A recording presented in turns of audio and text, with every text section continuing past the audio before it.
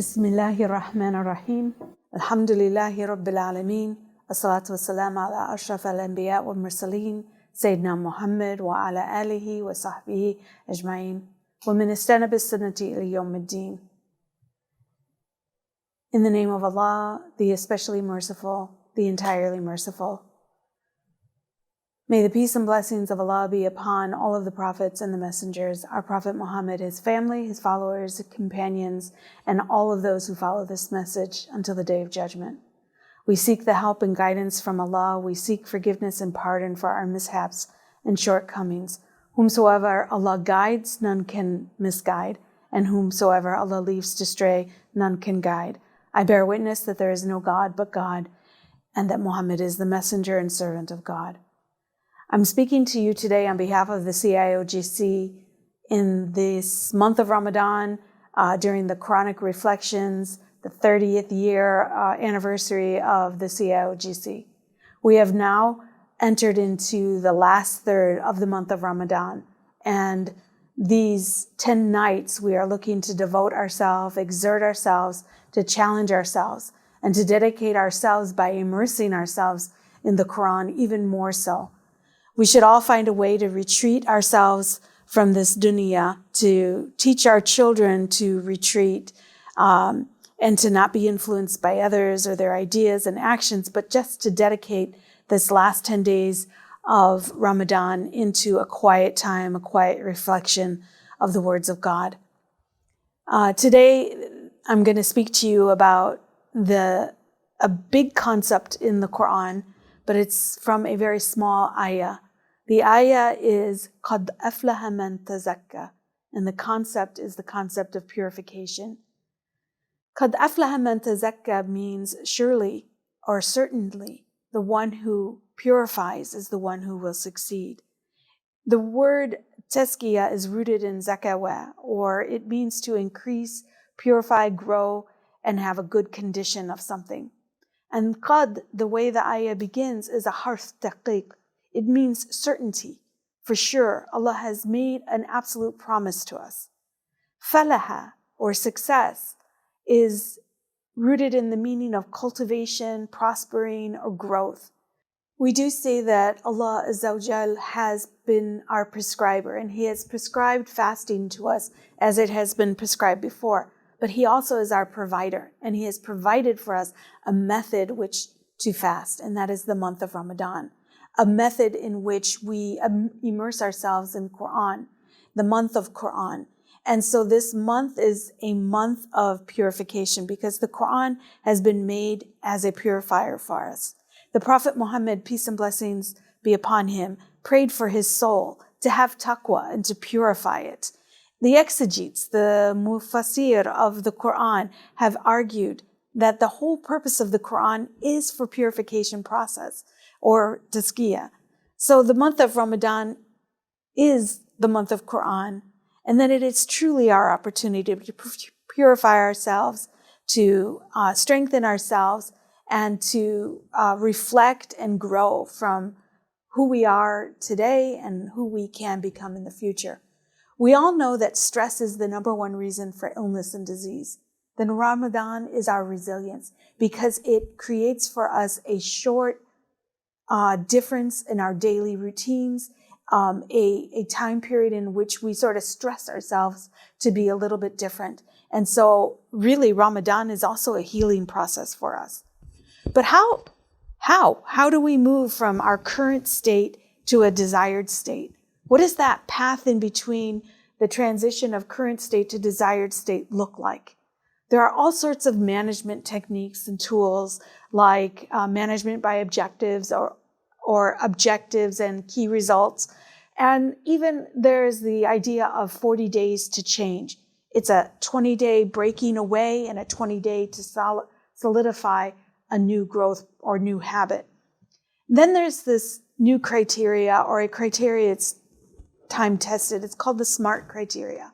The first is specific, that we need to properly identify. My father always told me when I was a child that if we could properly identify our problem, really give it a name, know exactly what's causing it, where it's coming from, then we're literally more than halfway to solving our problem.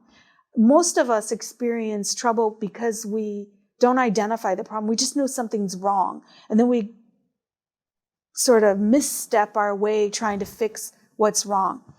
And if we just took the time to properly identify our issue or the problem or the bad habit that we have, look at what's causing it, then we're really well on our way to solving it. The second part of the SMART criteria is M, measurable. It is about measuring or tracking our habits, tracking what we would like to be see happen, what we want to change, what we want to grow into. And so we maybe create little charts or lists for us to track. The third part of the SMART criteria is that our goals should be attainable. A path of least resistance going from our current state to our desired state, that pathway can be a path that we challenge ourselves and stress ourselves too much. And we have to be very careful about that. And we're looking for the path of least resistance, because with a challenging path, we may fail. Then we're more likely to give up. If it is a path of least resistance, then we're more likely to succeed and feel good about ourselves and move forward. The fourth part of the SMART criteria is that it needs to be relevant, that it should correspond to other parts of our lives that have other goals in it, and that it is really part and parcel of a holistic building block. When we try to solve a puzzle, for example, we tend to migrate to the borders first to sort of seal up what it is that we want to do. And if it's a mountain scene, for example, maybe we try to put the sky together first, and then maybe parts of the snow-capped mountains, or maybe we begin at the grassy baseline of the puzzle. So we really try to sort of segment our attempts to solve the problem, to solve the puzzle. And so the final part of the SMART criteria is to look at it being time-based, that it is giving us an opportunity we have a timetable that we are going to stop, we're going to be able to evaluate what we've been able to do. And that is really what helps us solidify. So please remember the SMART criteria: specific, measurable, attainable, relevant, and time-oriented. Because that part of planning is so essential for us to find change and growth, that reformation process in the concept of tazkiyah, the removing of the bad or the old, and really seeing growth. That age-old planning process is so important to us, because if you have heard this before, and perhaps if you fail to plan, you've planned to fail. And we don't want to see Ramadan being part of that unplanned part of our life, that sort of time where we get to come back to it year after year and see ourselves grow and develop.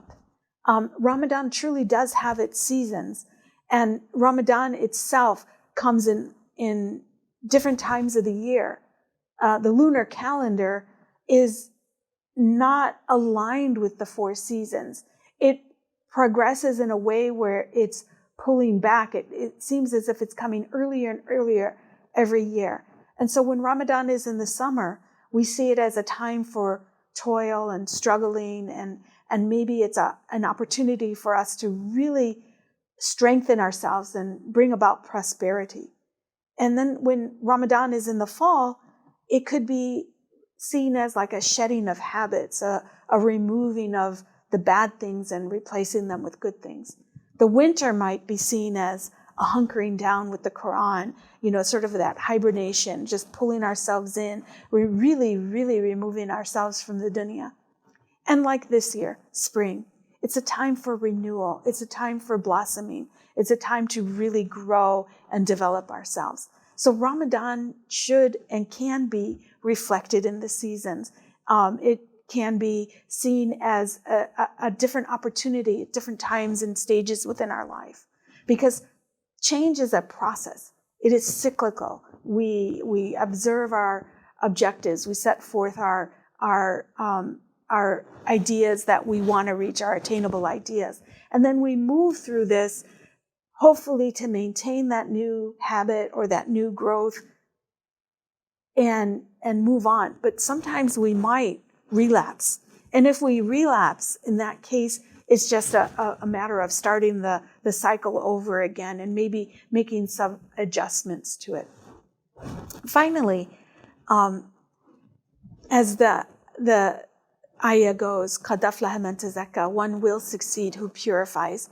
That success that we're looking at truly is the success of paradise, being offered Jannat al-Firdaus, that we will only have to be trying to make ourselves better, not even perfecting ourselves, but bringing ourselves from a believer, a Muslim, to a mu'min, somebody with deep faith, to a Muslim, somebody who has reformed and developed themselves. And that this Ramadan, I'd like to ask, be a time for you and yours and our whole ummah to succeed and prosper and become stronger and better than even we thought we could. Tazkiyah is also a collective effort so that we may be guided together to bring about only positive change. It's been my pleasure to be here with you today. Assalamu alaikum.